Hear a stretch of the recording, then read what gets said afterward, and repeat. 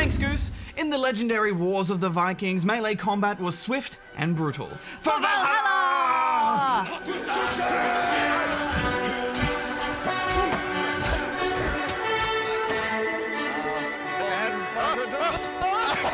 Don't you do it! Don't you do it! Oh! Go away! Go away!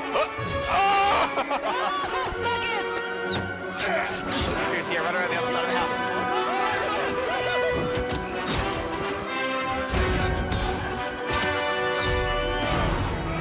Oh! Remember your oath! War of the Vikings is an online multiplayer hack and slash brought to us by Swedish developer Fatshark. It's the second in the War of the series, the first being War of the Roses, which is a game that occupies a special place in our hearts, doesn't it, Hex? Indeed it does, Barjo. Throwing warriors into an arena led to some of our favourite online memories. I don't know what I'm doing. Especially the jousting. Yes. Da, da, da, da, da, da. Oh! But it also let us be very silly. Excuse me, sir. Hello. How do you do today? Bring me back. Oh no, no, quick, what are you doing? This is so dangerous. He took an arrow in the ass, man. Give him a breath. Roses had a lot of charm, and with Vikings the combat is quite similar in many ways, but it also has a different flavour to it. It's slick, polished, fast-paced, and with thoughtful changes to suit the Vikings theme and historical combat style. I am quite the fan of Viking history, Barjo, so I instantly fell in love with all the music and the gear, and the announcer who really likes to yell. They're capturing the objective! Drive them out and retake it! Weapons are inspired by Viking and Saxon history. Swords, axes, shields, spears, and of course the bows and arrows. I do appreciate their attention to detail with all the historical elements, but deep down I kind of wish there were more weapon choices. Yeah, me too. The bow and arrow play is really cool though. Picking a target, correcting for arrow drop, the leading, the shaking of the arm, waiting for the right moment to release, and the whistle of the arrow. It's brilliant, and even better than it was in Roses. Yeah, and I think the close quarters combat is better too. This is Thorstein the Tongueless, and his steel does his talking. Swing attacks are angled by how you move your mouse left, right, or upwards. Good. For newcomers, this takes a while to master, so you could be forgiven for thinking it's unresponsive as you thrash your mouse about. Yeah, it takes time to master all those small movements, doesn't it? Yeah, there's finesse in how you swing and when you swing, but most importantly, when you choose not to. And when you see a player cancel an attack, you've got to watch out for them because they know what they're doing. One false move and it's instant death. I definitely found the controls more intuitive this time. You no longer have that awkward downward thrust attack, so that means there's one less move to try and anticipate and counter. Also, the subtle crescent indicators for swings work very well. Yeah, there's lots of little nice touches, aren't there? Such as that sound you hear to let you know your weapon is charged at full strength. But hold your attack too long and you'll lose that strength and do far less damage. Almost everything costs stamina too, so you can't just swing wildly in a fight. Give me some stamina. Oh. I ran out of stamina a lot, Hex, and it's a good thing because it forces you to back off and recharge. Oh no, I went for the special. What I like most of all is how your weapons hit walls. Yeah. All the hit detection makes sense, much like in Dark Souls. And this leads to some strategic environmental tactics. We recently spoke to Gordon Van Dyke, executive producer on the game, about what goes into this kind of combat system. If you played War of the Roses, you will absolutely know how to play this from the core basics, but we've added a lot of layers on top of to the combat system. Our system detects momentum. If you dodge, you move a bit quickly, and so you kind of jump to the left, but if somebody's swinging at you from their right to their left, that will multiply their damage, and that can generally take you down in one hit. Oh my head! If they hit you in the right place, so if they hit you in the flesh, so we detect flesh versus mail armor versus cloth versus leather, and we take all those factors in together. And you have 8 directions of dodge. You can follow up with an attack, but then again, you're exposing yourself every time. Oh! Oh no! Oh, I got you! Take that! So you have to factor those things in when you're playing. So, you know, those risk rewards have really been put into that melee combat more now. I like how strategic you have to be with the shields now too. If you don't angle them properly against arrows or weapons, you'll get an arrow to the knee and then to the face. And I still love those moments as an archer where you're getting a few sneaky shots into dudes in the battlefield and then they notice where you're firing from and they turn and it's like, uh-oh. And likewise, it's always fun closing in on an archer that hasn't seen you yet.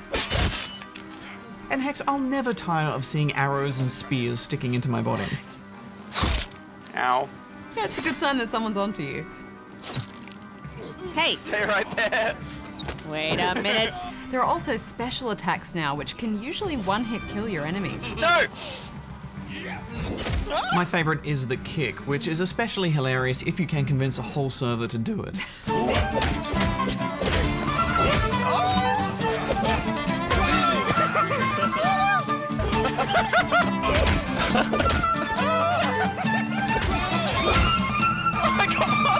At first, these abilities feel a bit overpowered. But I don't think they are, Hex, because they telegraph a decent amount. If you don't get out of the way, it's your own fault. Give them hell! Oh, I saw it coming and there's nothing I could do to stop it. Yeah, they are so hard to land, but always satisfying when they do. And when you miss that special attack on someone you're tussling with, you know it's over before the animation even finishes. You're already dead. He's almost got you too. Yeah, no. Oh no, I'm down. The Nooksman. You got this, you got this. Oh yes. Don't die, Mac, I'm almost up. Nah, you got me. I also really liked the downed mechanic, where to truly take out an enemy, you have to skillfully finish them off on the ground.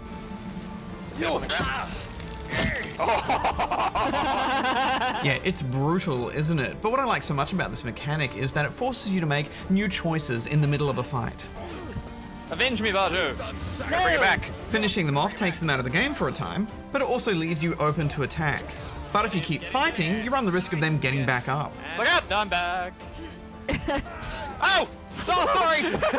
And in a new twist on friendly fire, if you hit another teammate, which I do all the time, you actually lose a bit of XP. Oops, I hit you, sorry. Oh, I hit you again. And I think this is genius because it adds threat to a fight without actually ruining the momentum of a battle.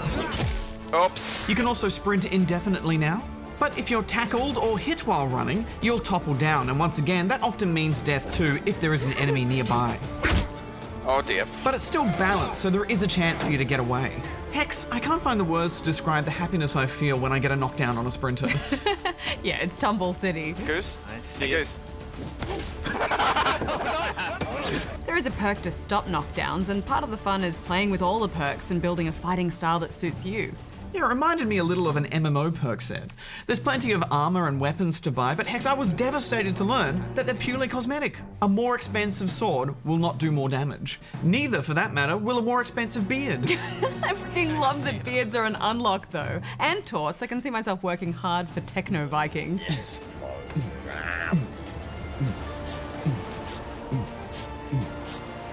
Brilliant!